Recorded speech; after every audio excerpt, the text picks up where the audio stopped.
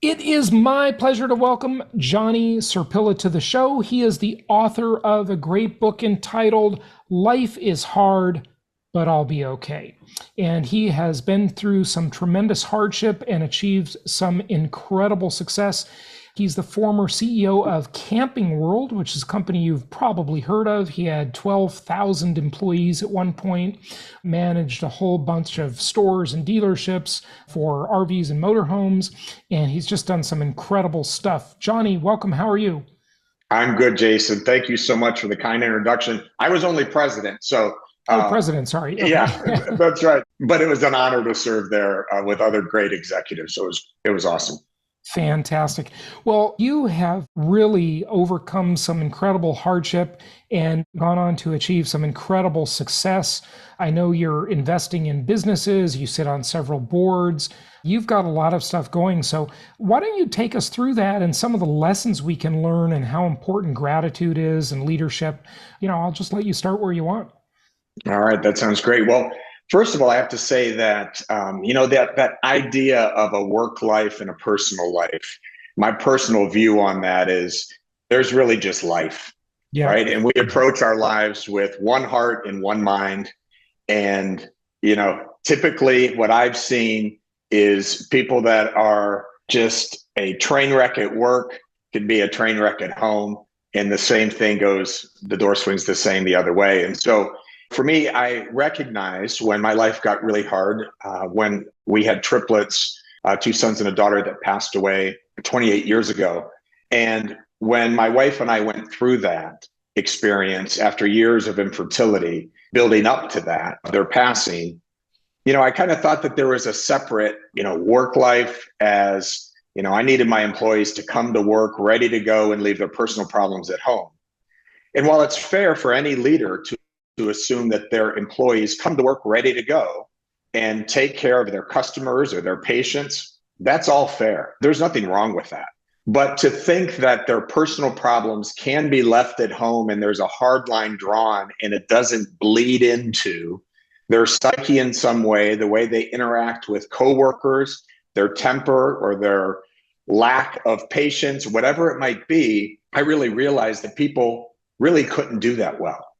And so then if I was going to try to have an impact there, I needed to make sure the work culture that we as leaders created the best space for them to be able to thrive, take care of our customers, and be better prepared to go home to their families. hmm So, how did you do that? I mean, and how do you translate something like that to 12,000 people? Well, first, when Nicholas, Mary, and Peter passed away, I was running my family business. So I only had 80 employees at the time. So Oh, I yeah. got to test it there. Yeah. So I got to test it there where I had full control, right? Because as the owner, I could do exactly what I wanted to do. And what I wanted to do was change the culture inside my own company because I had permitted and I had tolerated behavior that was very bottom line focused. It was behavior that was short-sighted and allowed me to forgive things that should be unforgivable in terms of disrespecting a coworker, applying undue pressure, or in the wrong way, showing responsibility that we need them to do and act a certain way, but not really taking the time to care and to pour into those people. And so for me, I started with my own business and my own team, and I set out a year-long journey of telling them very clearly what I'm going to do and that our culture is going to change. And I am going to, at the end of that year, make decisions on who stays with the company and who doesn't. And I said, I'm not saying that my way is the right way. I'm just saying in my company, this is how it's going to be. Mhm. And so when you come into work every day, it's like walking up the stairs of integrity and concern and respect for others that you may or may not be living in your personal life, but in your professional life, you're going to. And Mhm. it's my hope that as you do that genuinely during the day, as you learn to do that, as you focus on doing it, that it can improve your personal life as well. And I thought that was really fulfilling my role as a leader. And then, of course, I took that same premise and thought into Camping World when we started that in the early days of acquiring dealerships. I'd say that the thing that's amazed me most in the business world is this sort of level of short-sightedness and how people so many times are so transactional.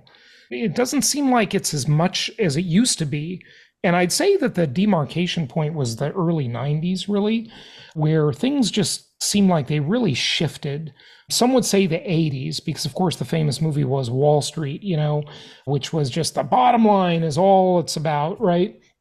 And then before that, Milton Friedman, way back, I don't even know what year, he was saying, shareholder value is everything and nothing else matters. But how do we deal with this in the business world? How should one approach that? Because, it's not just your own philosophy, it's everybody else's you have to interact with, right? So that's right. Give some thoughts on that. So, Jason, I love the way that you kind of built up to that question because it is so generational what employees bring to the workplace every day. And I say that because as I tried to peel back the onion of a tough leader in the organization or tough manager or employee, what I oftentimes found was their issue wasn't so much of what's going on in our company today. It was a resistance that they had to leadership or authority figures really from their household that they were raised in. So when you think about that, if you're raised in a home where at the dinner table, back in a time when there was a family dinner table and people were really spending a lot of time around it, and mom or dad is talking terribly about management, saying that the boss, is always expecting more and is cheating me and not giving me enough, and they're harsh and they're yelling and there's no raises and all these things. Imagine growing up with that, and then you get out to the workforce and you walk into that assuming that every boss that you have is just like the one you heard about as a young person. And you might not even be able to discern or break away signs that the boss is really pouring into you and caring because you're just not trusting. And that's really what I found, that the people that had that guard up, they didn't want to be uplifted at work. They didn't even know what that would look like because where their mindset was on a boss. So those people were hard to impact and change. And I think generationally, we need to get to understand in the workplace, if we're going to go make an impact, who's our audience that we have to deal with? And, when you look at, all the different age groups from the Gen Xers and millennials and, on and on up to the baby boomers, there's very different mindsets. And so I think that you have to approach each group individually. There's not a one size fits all in leadership. And you need to figure out how to meet them where they're at and start working from there to level them up and grow their mindset so they can be more receptive to the cultural change that you want at work. How many companies are, thinking this way, though? It seems pretty rare. It is. I would say that, in the 90s when I was talking about it and talking about it with peers or others, I'll go so far as to say I got laughed at. Like, Johnny, it's just not that way. I mean, you got to focus on the bottom line. My background was accounting and finance. I get the bottom line. I certainly get that, and I can build the P&L, so I understand that. But my master's was in organizational behavioral management, and I didn't go back to grad school until my early 30s. And that really did open up my mind a little bit differently. So I would say, Jason, that now the dialogue is there. The question is, even if the companies where the dialogue is there, is the practice there? So what I think is even more harmful is for the company to put that out as a priority and something that needs to happen. And this company's value statement reflects that. And then the reality is that they don't. Right? That's more damaging, I think, than not having it in your value statement and just having a terrible culture. Right. Because now you're hypocritical and you're saying one thing and you're doing another. Yeah, sure. Let's kind of move to another really important element, I think, of this, and that is just how does gratitude play a part in life and business? I'll tell you what, I've been practicing gratitude for so long now that I don't know how to live personally or professionally without an attitude of gratitude. So I think it's that critical, especially as a leader, to have gratitude for the people that you're leading. You know, the test of every leader should be every now and then you turn back around and see, is anyone following you? And you shouldn't take for granted that people naturally are. So number one, be grateful for the people that you lead. Understand the responsibility that you have over their careers, and they're not people that you're stepping on to build your own career, because that's certainly what a lot of employees following leaders would think, that the leader has it all about himself or herself, and willing to do whatever it takes for them to go up. So I find gratitude as the way to just center my thoughts in any situation, personally or professionally, when something is tough, to really use it to give me the fuel that I need to get through a tough situation. Mm-hmm. To be grateful for the situation that it's not. Going through a current thing with one of my kids, and my kids, you know, in their 20s have had some significant chronic health issues. And I continue to have to practice gratitude thinking that it isn't X and it's only Y. Yeah. Now, Y has been significant. And what diagnoses have been: rheumatoid arthritis, Lyme disease, mental health challenges. I mean, they've been real chronic, long-term life situations, but gratitude for the right doctor, and gratitude for the medicine, and gratitude for my kids' attitudes. Mm-hmm. Right. So I think you're making a very good point. You know, when I first started talking on my show about, 10 years ago about this idea, you can't hear the dogs that don't bark.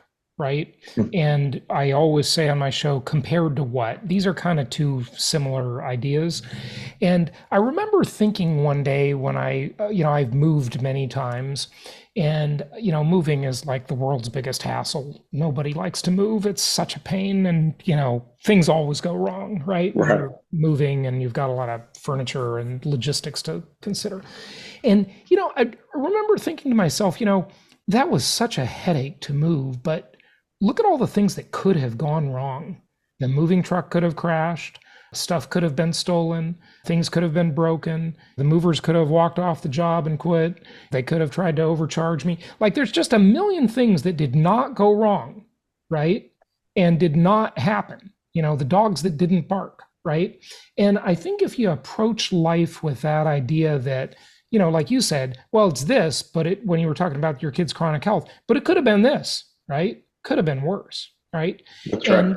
And that's really quite true. A lot of things could have been worse, right? So I think that's a good way to maintain a certain level of gratitude, isn't it? It is. And I love you said about the dogs don't bark, because I'm going to have to remember that, because I love the analogy. Yeah. In my book, one of the chapters is entitled, Why Not Us? Mm-hmm. And the reason that was done that way is, and that thinking was because at the funeral and calling hours and for years after, the most common comment that people made was, I'm sure you're wondering, why did this happen to me? Why me? And our answer to that was genuinely no. We did not think that. Why me? We did not think that at all. Why not me? Bad things are happening to good people all the time, every day. So why wouldn't that happen right to me? When something bad happens, why would I think that I'm exempt from that?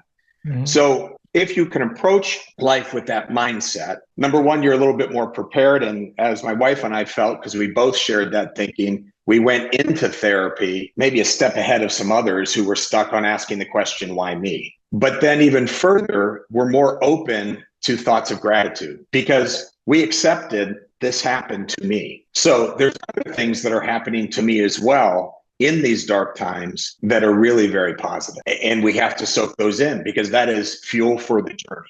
Yeah. Yeah. No, good point. So that's how to be grateful. But maybe the bigger question is, why is gratitude even important? Let's be skeptical for a moment. Why does it matter? What does it do for you, when you're approaching life and challenges and so forth? Sure. I think it controls your thoughts, controls your mind. So when we lose sight of our minds, when we lose sight of the thoughts that we entertain. There's a study that's been done on to go out and find the 100 happiest people out there in the world. Mm-hmm. And what they found in those 100 happiest people, that income levels vary, health varies, all those things. But there was one common trait that the researchers found, and it is this: you don't have to believe everything that you think. And so as somebody with anxiety, I am. Hang on, don't dismiss that. That's a really incredible line. You don't have to believe everything that you think. That's right. Just let that one sink in for a moment, folks. That's a gem. So we're all having all this self-talk all day long, right? It's constantly going on. We're talking to ourselves. It's the most important conversation you'll ever have, is the one with yourself, right? And you're having it all day long, all the time. But you don't have to believe all of those thoughts that come into your head just That's because right. They come into your head. This person is this, or this person treated me badly, or why does that always happen to me, right? Like, you don't have to believe that just because you thought it, right? Not only do you not have to believe it, but you don't even have to process it, Jason. Yeah. You can literally just let it go. And the practice of letting thoughts go was really unnatural to me. I thought, if I have a thought, I got to understand where that thought came from. Why do I have it? What do I do with it? How do I change my behavior?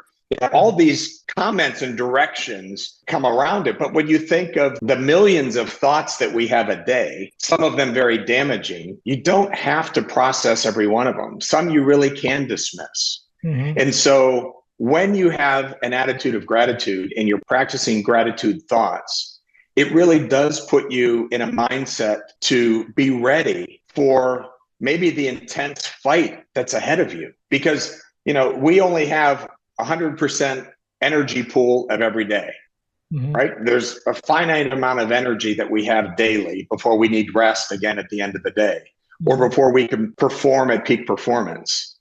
How much of that energy do we want to give up to thoughts that not only, send reactions up through to our brainstem of polluting our mind? How much time are we going to waste on that? And mm-hmm. so you really need that gratitude thinking to be your foundation to prepare you for the challenge ahead.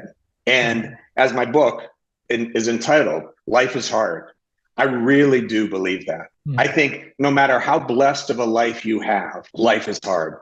There's people that you love that come in and out of your life. There is financial hardship, there's death, there's illnesses, all these things. Life's really hard, but there's a lot of good things around it as well. And so you need to soak those in to be able to get through and thrive versus survive. Yeah, very good points. Wrap it up for us with any other thoughts you have, maybe a question I didn't ask you, Johnny.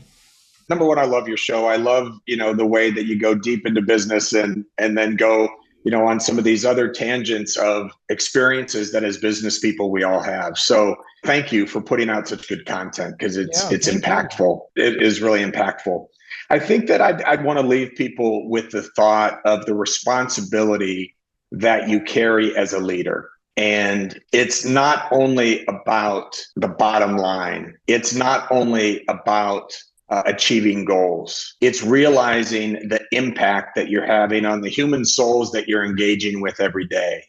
And you're leaving an imprint on them, good or bad, based on every interaction that you have with them. Mm-hmm. And I'm not talking about creating an environment where there's such sensitivity that you can't deal with truths. You have to deal with truths. You have to address challenges. There's just a way of going about it that does take a little bit more time, but ultimately it saves you time in the long run. And what I have found is that the principles that I preach about in leadership, or in my keynote talks, or in the boardroom, is that they do have an ROI impact on the bottom line. Mm-hmm. There really is that investment, whether it's lack of turnover and you're improving on that. We all know the costs there. You're going to pay the price at some point if you're not having healthy engagement with your team and strong leadership. And if anything else, if you got a good stirring heart within you, you genuinely care about the impact that you have on someone else's life.